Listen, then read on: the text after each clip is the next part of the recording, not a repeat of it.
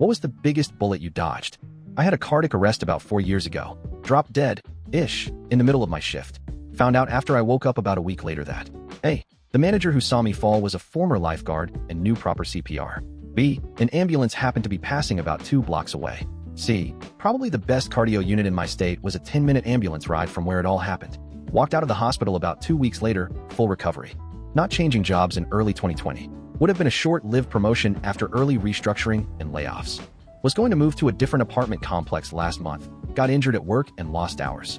Therefore, couldn't come up with the deposit money in time. Last week some asshat was cooking meth and caught the building on fire. In 1992, I was 16. A bunch of us were about to leave a party and I called shotgun. But my friend Pat kind of wrestled me out of the spot and I wound up jumping in another car since the first car was now full. The other driver and I watched as our friend's car skidded into oncoming traffic. Pat was airlifted to the local trauma hospital where his dad told a huge group of us teenagers that Pat had succumbed to his injuries. Maybe that's not exactly bullet dodged, but Pat's driver and my driver were racing each other. The road had just been paved and the shoulder was loose gravel. So when Pat's driver applied their brakes when the passenger side of the car was over the line on the right side of the number 2 lane, the passenger tires kept spinning while the driver's side locked up, spinning the car into an oncoming pickup. The oncoming driver was hospitalized and recovered. Pat's driver broke a femur, was convicted of vehicular manslaughter, sentenced to home detention, but was late to get home from high school one day, which tripped the ankle monitor, and the driver did 30 days. The 3 kids in the back had to be extracted by the jaws of life, broke some bones, got an insurance settlement. However, I don't think I would have died if I got shotgun. We would have left 15 seconds earlier, and we wouldn't have hit that oncoming pickup. Or maybe we would have. When my great-aunt passed away, I was helping to clean out her house. I'm just dragging everything out of the basement, and suddenly my dad is like, "Whoa, put that down gently, and let's move away from here." So I put the weird metal tube type thing I'm carrying down and get out of there. Turns out it's a mortar shell from when my aunt worked in a munitions factory during World War II. Bomb squad came and took it away. I stayed up all night before a day trip to Hong Kong. You know that days when you haven't slept, you're just kinda robotic and doing the human stuff, nearly zero awareness of anything? Well, I went to cross the street and my friend behind me snatched my shoulder and yanked me backwards just in time to feel the whoosh of a double-decker bus breezing past us. I just looked at him like, "Oh, thanks man." And it took a whole extra minute for my brain to process I would be fucking dead had he not grabbed me. Well, about 15 years ago I dated a guy for less than a year. It was an awful, abusive relationship and I was happy to get out of it when I did. About 8 to 9 years ago, I saw him on the news. He strangled his girlfriend to death. He then dismembered her and lived with her body for a month or so before he was caught. Not a serial killer, but I dated a killer. He was not a killer at the time. We were young and met on a dating website. He went to my high school, but graduated a few years before me. The first month was okay. Then he changed. We had a huge fight one time because he said something silly. I don't even remember what it was, but I playfully threw a pillow at him. He immediately flipped out, punched a hole in my door, and told me he'd make it so I would never have anything to come back to. Another time, he finally got a job. Didn't have one when I met him, and I was paying for everything. After job searching for months, he got one. It's his first few days at his new job, and all of a sudden, he doesn't want to go in. No reason. He just doesn't feel like it. I tell him he better get to that damn job, or he's going to lose it. After a lot of arguing, he gets ready, and we both get in the car so I can drive him to work. As I'm driving, it gets more heated, and he starts strangling me while I'm at a red light. The red light was right next to a gas station, and I pull in there while his hands are around my throat. I manage to get him off me, and I get out of the car and scream, "What the fuck? I'm sorry. I blacked out. You just pissed me off so much. I told you I didn't want to go to work." The relationship lasted less than a year. He cheated on me with some girl, and for the first and only time in my life, I was glad someone was cheating on me. You can go live with her and be someone else's problem now. Then years later when I saw him on the news, I felt really bad for that thought. He had handcuffed his then girlfriend, who had just had his baby, to the bed and strangled her to death. He thought she had cheated on him. He then dismembered her body and lived with it for a month in their apartment. Eventually, the smell tipped some people off along with his GF not being seen by family in a bit. The baby was okay though and was taken in by the girl's family. He went on the run, but was later caught and is currently in prison. No news article though. I have posted a news article with it before and got banned. Hopefully with all the info I gave you, plus someone guessed the state below, you can find it for yourself so I don't get banned again for posting personal information by posting a public news article. LOL. Went to kill myself by putting a plastic bag over my head and tying it off. Figured it would be less messy to be found. My cat started going crazy on the other side of the door when I started to get lightheaded and feel sort of nauseous. I thought, oh right, you need your dinner and no one else will feed you. And I untied the bag to feed the cat. After the fact I realized my cat literally saved me from one of my lowest points. God, I miss that cat. Still can't believe I came that close. My mother left me in one state and went back to my abusive stepfather. She tried to get me to drop out of my senior year at HS, move back to their state, and just get my GED. They wanted to live in babysitter, cook, and maid. I was so lucky my grandparents let me move in with them and finish school. For those who have asked, I'm doing great. I've gone no contact with my mother and stepfather. They're still together, and it's been one of the most healthy decisions I've made. My husband and my kids are amazing, and she's missing out big time. My grandparents are alive and well and are still involved in our lives. After I had a stroke, I was in a coma, and it didn't look like I'd wake up.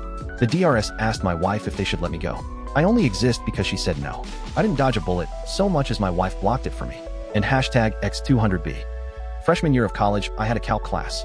It was material I had learned before, but for various reasons they didn't give me transfer credit. So I skipped class quite frequently. Though I usually slept in, one morning I find myself awake at 8:30 and not really feeling like sleep.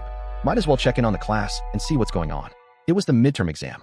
My dad was going through severe depression 10 years ago, and my life was equally shitty for a whole multitude of reasons, and it was rubbing off on me. I spent what felt like half an hour crying on the floor and working up the nerve to pull the trigger. Then when I finally did, the safety was on. I sold my gun the next morning. Wish my dad was able to say the same 3 years later, RIP. When I was in middle school, I wanted to buy a fedora, but none could fit my head. A friend had lost his job under suspicious circumstances. A few weeks later, he asked me to take him to the bank. As I got near to pick him up, I caught a train. He called to say never mind, he would get someone else. A few days later, a friend sent out a message to a large number of our friends. This guy lost his job and was running a check cashing con. Can you cash this check for me? I'll pay you $50 if you do. The check is $500. He has no backing funds. You eat the whole amount. He did this to several friends in a few days to amass a few grand and was about to skip town when the cops got him. At 17 years old, I met and married a sweet little North Carolina daddy's girl. Had I not, I would have still been hanging with my friends that just discovered heroin. Of the 3 friends, 2 are dead and 1 did 10 years in prison. Many years ago, my flight had just landed at Chicago O'Hare, and the plane was taxiing when the pilot suddenly slammed on the brakes. People were literally thrown forward against the seat in front of them. A few seconds later, another plane, taking off I think, went screaming by right in front of us. No explanation was given, though our imaginations provided a lot of gory details. 7.92 Mauser rifle bullet. When I was 15-ish, I was very depressed and got very drunk, found my great-grandfather's World War I captured German rifle, found some bullets from that time, loaded it, and put the rifle in my mouth and pulled the trigger. Thankfully, the bullet was not loaded properly / was a dud for being 90 years old at the time, and did not fire. There was a pile of stuff that people would leave at our house when I was at university, coats and stuff. Moving out day, and we found a random samurai sword in the pile. We were messing about with it trying to make it go swoosh. I was stood facing my brother while he was swooshing it when the blade dislodged from the handle, flew straight past me, and stuck horizontally into my headboard. So yeah, my brother nearly impaled me while messing around with a random sword we found after a house party. Pics for proof. Getting chased by someone with a knife across my apartment. I closed my door at the right moment, so that person ended up stabbing my wooden door instead. The mark was there until I left the apartment a few years later as a constant reminder of what could have been. My newborn needed to be rushed to a super high-level NICU to be put into a state of induced hypothermia, because he only had hours before he would suffer permanent brain damage. I live in a small town in the middle of nowhere. The small town next door just barely upgraded their hospital to have that hypothermia suite, one of only a few in Texas. He's doing great, no sign of any damage. Hubs, my sister, and I were hanging out around my parents' house on a very boring 4th of July. We decided to wash my husband's new car sitting in the driveway because it was hot out and an excuse to play in the hose. We were literally walking out the front door, and I said, we should eat lunch before we get all wet and stuff, and everyone agreed. So we turned around and went back inside. I was warming up something in the microwave, a Hot Pocket I think, and all of a sudden I hear the loudest bang I think I've ever heard from the direction of the front door. Hubs and I look at each other wide-eyed and run outside. I was greeted by the back end of a Crown Vic, smoking something fierce, plowed into the tree in the middle of our yard. For a split second I was just stunned, then screamed to my sister inside to call 911. I looked over to the driveway, at the car we had been planning to wash just 5 minutes ago. Totaled. Completely totaled. Brand new 2011 G6. Destroyed. Guy hit it so hard it did a complete 90-degree turn across the driveway. He actually hit it so hard, it ended up ricocheting and hitting the other cars in the driveway, mauling 2 other cars. Yard was fucked. Crown Vic was fucked. Tree was fucked. We immediately assumed it was drunk driving, being the 4th and all. I went over to the driver's side and found a very old man, very bewildered, unable to comprehend what I was saying but conscious. I will never forget the look he gave me, confused, helpless, scared. I was on the line with the paramedics as they sent over the ambulances and tried my best to follow their instructions. My sister was only 14 at the time, so I handled the call. Turns out dude was diabetic and had passed out behind the wheel due to low blood sugar, hit the gas pedal with his weight as he passed out, and was plowing down our residential street at about 65 miles per hour. He jumped the curb, drove down the sidewalk past another house, then slammed into my husband's car, and subsequently, the tree. If we had been anywhere near that yard/driveway, I have no doubt one or all of us would have been seriously injured or dead. It was sheer dumb luck and timing that saved us. Huge bullet dodged, or should I say, huge car dodged. A few years ago I had pneumonia, but my whole family insisted that it was just post-nasal drip, which runs in the family. After a week or two, I woke up in the middle of the night when I couldn't feel my arm. After I got to the ER, the doctor said that it was the worst he'd ever seen, and he was surprised I wasn't dead. I had 3 pounds of mucus cut out of my lungs, and another 2 weeks in the hospital siphoning out the rest. For 3 months afterwards, I could barely walk half a mile without starting to pass out, and I still can't run for more than 200 to 300 yards without collapsing. I can answer this in a literal way. When I was a child, I was playing video games with my little brother. Well, he found our dad's gun and fired it. No one was hurt, but it scared the shit out of me. Almost proposed to a girl who had been cheating on me with a pile of shit that called himself my best friend. This was years ago, and I'm getting married at the end of the month to the love of my life. Life has a way of working itself out. Missed a train by seconds, got on the one after, the one I missed hit someone. As a kid, after running errands in town with my mom, I was climbing into the back seat of our family station wagon. A semi-truck hit a power line pole down the street, causing the still-live wire to fall, bounce off the roof of the car, and hang across the open door just a foot or two above my legs. Raised Catholic, I wondered for a while after if I had actually died that day and that the rest of what I thought was my life was my purgatory. I survived a rocket attack that landed about 10 meters from me, very close to where we were standing. We were so close to the launch site that the warning alarm came after the rocket had already impacted. Thankfully, we were able to dive under a vehicle for some shelter, and the 3 of us made it through unscathed. I interviewed for a job that I wanted desperately in August 2019. After the initial phone interview, I went in for an in-person interview at 4 p.m. on a Wednesday. I had a rejection in my inbox by 8 p.m. and was completely gutted.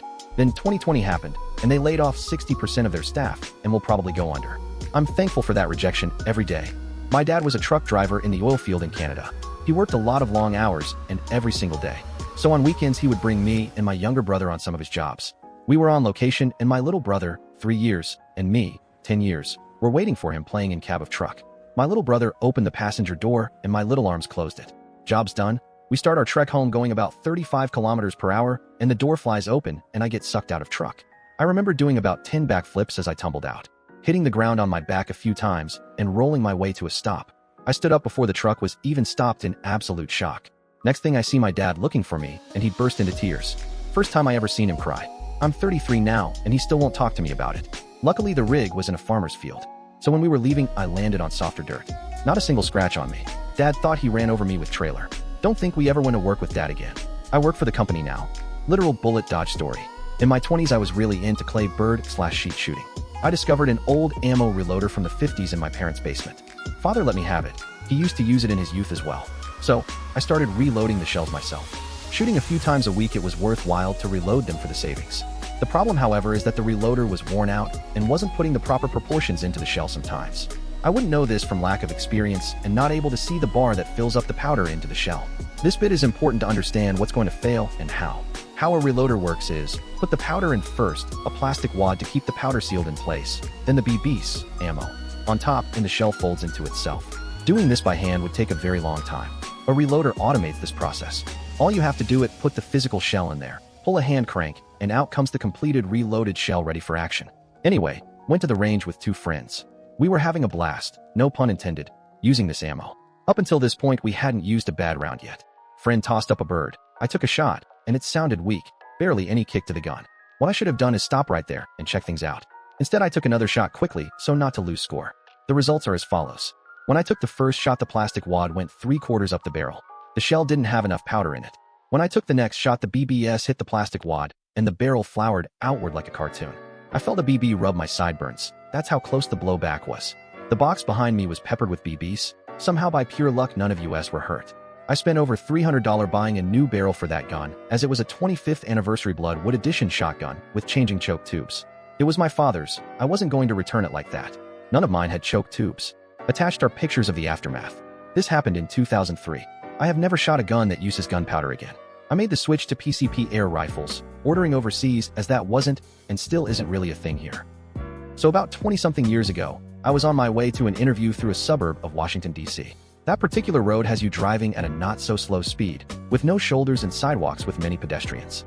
A woman standing on the sidewalk stepped backwards into the roadway just as I was approaching, slammed on the brakes, honked, and she turned slightly. I stop and get out, and she's rolling around clutching her foot, wailing about her foot getting rolled over. My heart is hammering. I have no idea how much trouble I'm in, and my brain is ticking away the time to the interview. Pedestrians kept coming up to her to tell her that they saw me run over her foot. Duh, of course you did.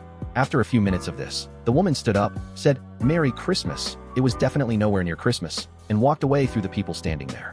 I took my dodged bullet with much appreciation, got in my car, and drove away. I didn't get the job for what it's worth, but a couple of inches in my life could have changed for the worse in so many ways. Abusive boyfriend dumped me. If he hadn't, I most likely wouldn't have left, and even would have married him. For Christmases ago, I was in Mexico with mom, dad, and brother doing some last-minute shopping at the local Walmart. We finished our shopping and went to the car. As soon as we were leaving, two trucks stopped right in front of the main Walmart entrance. They were a cartel and were hunting for the son of one of the opposing cartel's main dudes. They fired a fucking bazooka. I think they got the guy. And then bullets started flying everywhere. My dad was driving.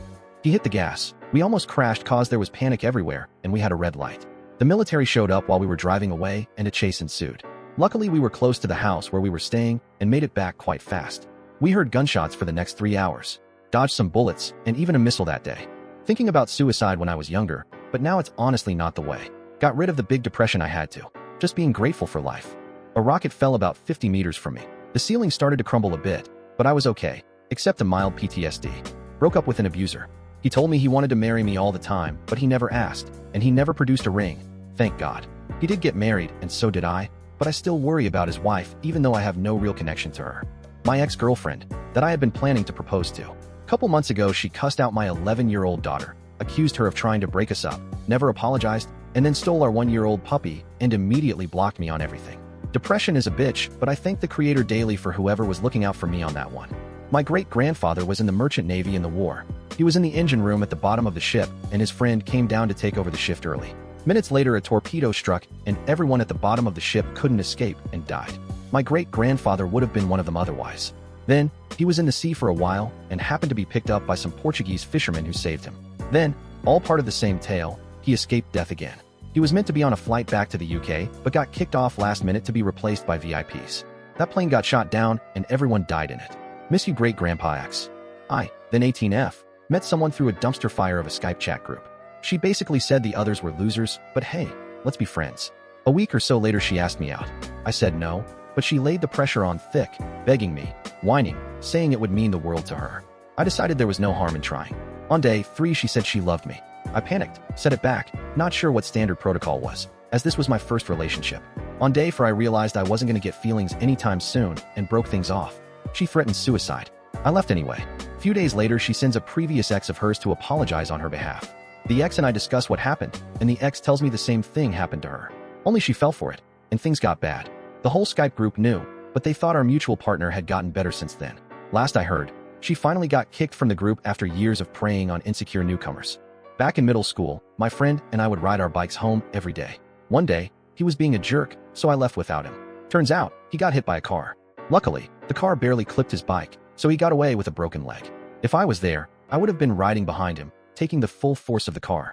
Last year, I was cut from the AA hockey team that I usually played on every year because of a scheduling mishap with my lacrosse team's tournament. So I ended up playing A that year. That year, a girl gave almost everyone the flu. They didn't make it to provincials, cities, or even make it past semis in a tournament. Also, the 3 imports, really good players from different leagues invited to play, made everyone on the team's season hell because of their entitled attitude and costing games by taking stupid penalties. While I had a fun team experience with a group of great girls, I'm way late to the game with this one, so this will likely remain buried. But here you go, OP. When I was 20, I was in Fallujah, Iraq. This was during some of the worst fighting/deadliest years of the war. Anyway, I was out on patrol with my squad.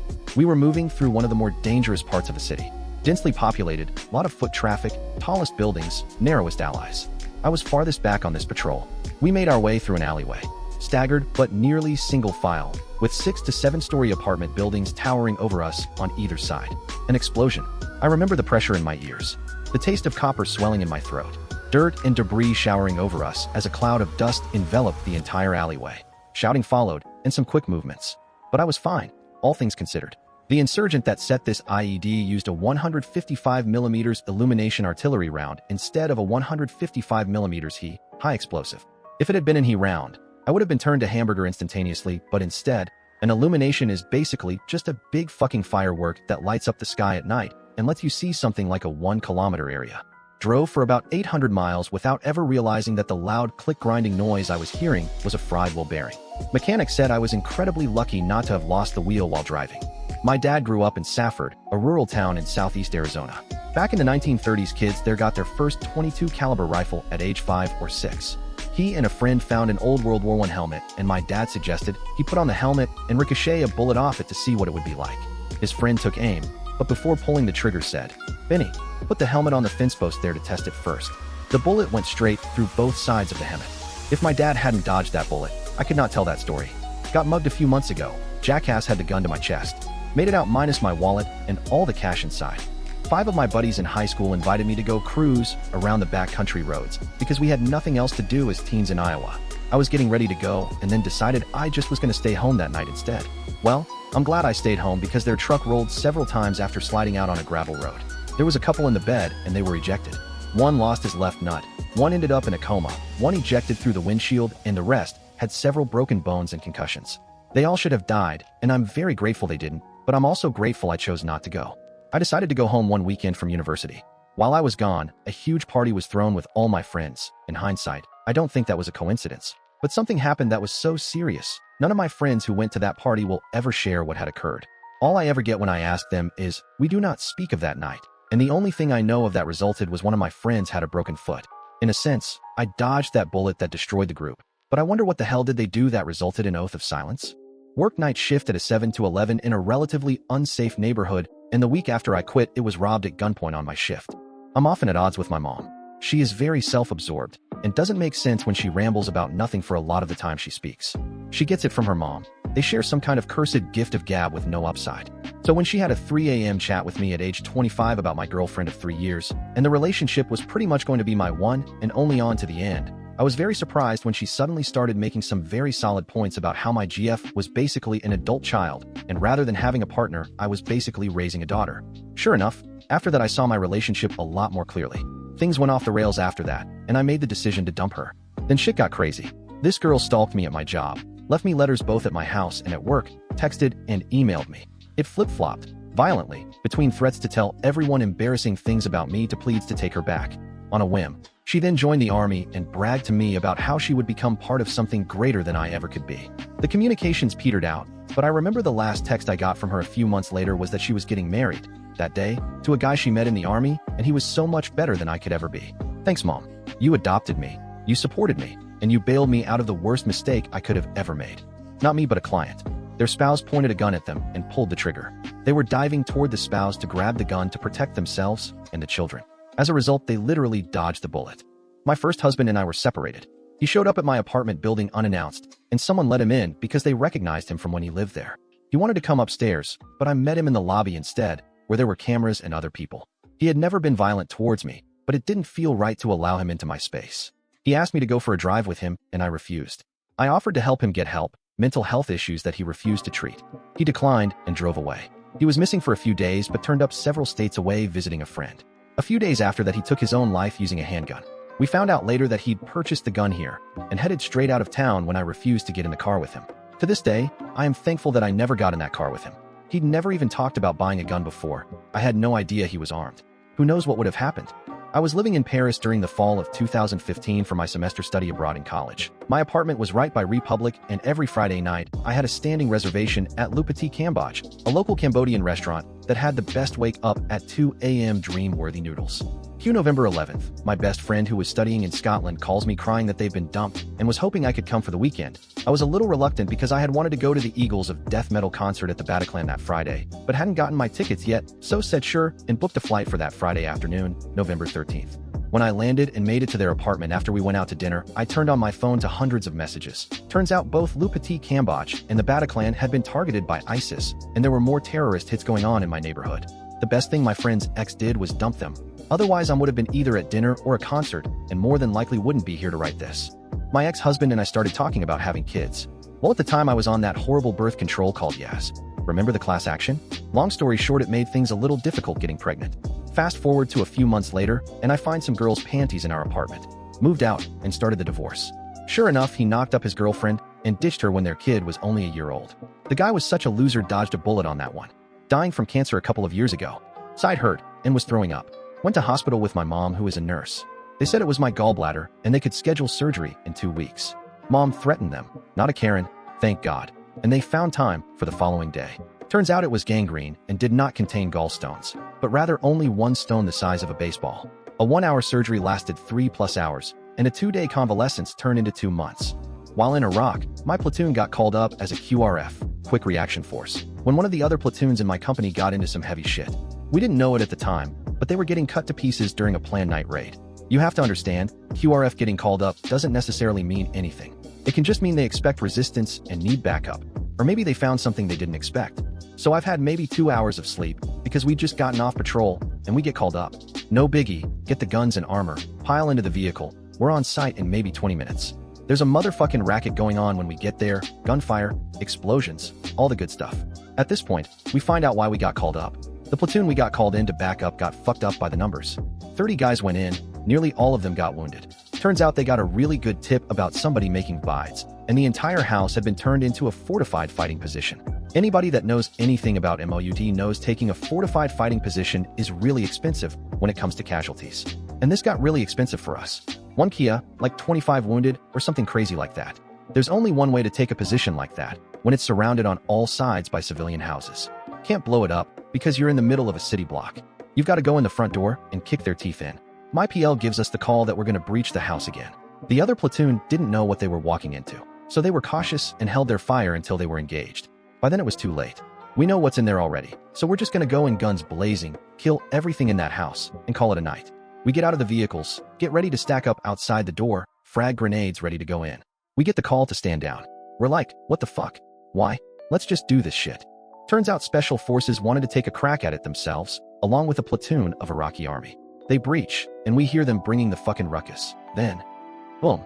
The dudes inside the house wired the entire thing to blow, so once they saw they were gonna lose, they opted out of life and took one of the SF guys and the entire platoon of IA with them. The aftermath was fucked up. Blood in the streets, bodies everywhere, UXO rolling around, just a complete fucking shit show. If all the explosives they'd wired up had actually detonated, it would have taken out that whole block, and I'd probably be dead, even if I hadn't gone into that death trap. I'm only here right now because SF wanted to harden up the platoon of IA they'd been training. So far I'd say I have to. My dad talked me out of a 4-year degree and into a 2-year degree and a certificate program for IT. I was out of college at 21 with about $2,000 in debt, as opposed to 20K or more. And hashtag X200B. I was getting ready to buy a ring for a girl I really liked, and turns out she was emotionally cheating on me. I called her out on it, and she went nuts. I guess I got lucky there too. My dog took it for me. Catahoula Leopard/Pit mix. Both known for their pain tolerance. Took 2 bullets, one through his cheek, exiting through his jaw, the other through his chest, and out of his armpit. Didn't drop, didn't even whimper, just kept going. He's a fucking tank. Has saved me both mentally and physically in life. He's perfectly fine, made a solid recovery, after tearing his stitches out multiple times from jumping on the couch. You'd never know. I will forever be in debt to my dog, and he can do whatever he wants. When people talk their dogs up about how tough and loyal they are, I sometimes struggle to keep my mouth closed. Breaking up with my ex and not spending the rest of my life with her. She'd probably say the same about me though. I was running late for class one day and had to park in a different parking lot. Because of that, instead of walking to campus, I took a shuttle, since this lot was further away. After class, a friend of mine, who I would have typically walked back to the parking lot with, got hit by a stray bullet in the shoulder while walking back to his car. In the parking lot that I would have been in if I was on time. He had to have surgery, and there was a short recovery period, but he was fine. I have a tendency to think that had I been walking with him, I could have gotten hit, or he could have been hit in a different spot. It wasn't far from causing major damage to begin with, or our other friend with a blood clotting disorder could have been hit, or something worse. Definitely not on the same level as some here, but I dated my first girlfriend for 5 years, from 17 to 22. From very early on, she always told me she was unhappy at home and wanted to move out. Anytime she would get into an argument with her family, she would come to me and say, "Okay, we need to move in together now." The longer I was with her, the more and more it went from that to, "Why haven't you found us a place?" The more I suffer, the more it's on you for delaying this. Meanwhile, I was a teenager and then in my early 20s, working part-time and going through university and trying to explain that it wasn't feasible for us or affordable. It came to a head when her friend offered us a room in her student house, and she just said we're taking it without asking me. This room was in a house with her friend and all her university sports teammates. It was in a town over an hour away by car, which I didn't own at the time, in one of the most expensive cities in the country to live. So I'd be a brand new university grad, have to quit my job, move into a single room of student housing with strangers with an extremely volatile partner, away from my friends, family, and whole life really. Basically, I finally put my foot down and said no. She launched into a 4-day-long abusive tirade, which led to me finally ending the relationship. It was after I broke up with her that I realized how abusive she really was and everything I had endured. Not even a full year later, I got my first full-time job, which, over 5 years later, has led to 2 promotions and a comfortable living. Staying in this town led me to meet my current partner who I now live with, and can't imagine my life without. When I look at that one moment, one decision that is the most literal definition of choosing which path on the fork in the road to take, making the decision to say, no, I'm not doing that. At that moment is the closest I'll ever come to dodging literal bullets like Neo from the Matrix. I was offered a job by a friend of mine. His company was hiring and looking for people. He said his company was great. At the time, I was working for an explosives company and had been for 4 years, so it was comfortable. It was ran like trash by trash people, but I loved my immediate coworkers. The day my friend asked me if I wanted the job, the managers had pissed me off something fierce, so it helped me make up my mind. I had my friend set up an interview. The pay was slightly less than what I was making, but in my gut, I thought it was for the best. So I did it. I switched jobs. 5 years later, I'm still with my friend's company. I've thrived here. Even with the pay loss when I first started, it was a net gain. Because this company picks up 100% of your insurance premiums, and it's a top-of-the-line platinum plan that is so good nobody I've talked to has had anything even close. That should tell you how this place treats their employees. Oh yeah, and now I make more than double what I did at the last place. I look back on that time when I could have turned down my friend's offer. Knowing myself, had I been in a different frame of mind that day, I would have turned him down, which would have been the worst mistake of my life. I got one other guy from there a job at my current company when an opportunity presented itself, and we've become better friends. I offered one other person a job, but he turned me down. He had gotten a promotion recently and just had a kid and didn't want the instability of a new job. I understand and wish him the best. I got in contact with that manager I really liked, and we caught up. He's at a much better job now and still a cool dude. Not a literal bullet, but a giant tree branch. I was sitting on a blanket in the quad area of a college. It's like a park. I saw some guys playing frisbee and decided I'd like to watch them, so I moved my blanket a little bit closer. Is that creepy? I was only 16. Moments later, a large branch snapped off a tree and fell in the exact spot where I had just been sitting. Then I went and laid under the branch and pretended to be dead while my friend took this photo as proof of my almost death. Thanks, frisbee guys. Well, I guess anyways. God, this one will drown, but over the last year and a half, I have been dealing with this paternity issue with an ex. She got pregnant around the time we split, and there was 3 guys including myself, now 4, apparently. Yeah, and we were all court-ordered to get tested. I just finally got tested a week ago, and the results are in. Safe to say, love to say, bullet dodged. I caught some serious charges 2 years ago when I was addicted to and selling drugs. Wholesale made deals with an undercover cop by a dude who set me up saying it was his dad. Got charged with selling MDMA, cocaine, Adderall, and LSD. I lived in Flagstaff where meth is being cracked down on. If the cocaine I had contained any meth at all, very common when buying off the street, I would have been sentenced around 45 years in prison at 19 years old. Luckily, I got a great lawyer, got the charges reduced to possession, and am now 11 months sober, and am up for early termination on my probation in 5 days. Went to the doctor for a strange mass on my arm. She ordered some checkups and turned out I had an extreme inflammation of the heart-lung artery due to smoking. Without extreme symptoms, I'd had a heart attack in the next 6 months after that. I quit smoking right away, 1 pack a day, and recovered well. The mass on my arm was only accumulated fat. In 1995, I was having terrible back pain and went to my doc. He diagnosed me with a chronic, mostly untreatable condition and prescribed me a new miracle painkiller that had just been approved. I was 29 and not ready to go on long-term medication, so I started yoga, which didn't completely cure me, but certainly made my life bearable. Of course, the drug was OxyContin. The doc was Phil Aston. Not me, but happened to a cousin. One day, my cousin was supposed to go skiing with his parents, but last minute, his parents asked mine if we would like to come as well, to which we said yes. We were 10 and being around the same age, he came in my parents' car so we could play Pokemon together or whatever. In the middle of the 2-hour ride, a drunk driver rams into my uncle's car, and like 4 others LOL. It was a huge accident, was on the news and everything. Now back to my uncle's car. The drunk driver hit it on the left back seat level, which was my cousin's favorite spot. I'll try to find some photos of it, but there's absolutely no chances that he would have survived. Thankfully, his parents and sister were okay, and to think that he survived because my mother called his parents to hear some news of them still blows my mind. Sorry if there's some mistake, English is not my native language. Stage for cancer. Was able to surgically remove it all, and chemo seemed to work. 2 years in remission and taking out the chemo port today, actually. Docs think it won't come back, and I'm going to live my life. I'm 45 now BTW. Smiley face, life is good. Didn't happen to me, but my sister's ex-husband. He served in the Marines. One night in Afghanistan, he and his squad mates were awoken and told that enemies were seen nearby and were to go check it out. They searched the area on foot where they were last seen, and it's still late at night. Nothing was found. They went back to their base and went back to sleep. Well, in the morning, they had other soldiers check it out. Turns out that enemies were indeed there at some point, and multiple IED landmines were found with soldier footprints all around them. It was my ex-brother-in-law's and his squad's footprints, and they managed to somehow miss every one of them. Had an interview when I was 17-ish for call center work.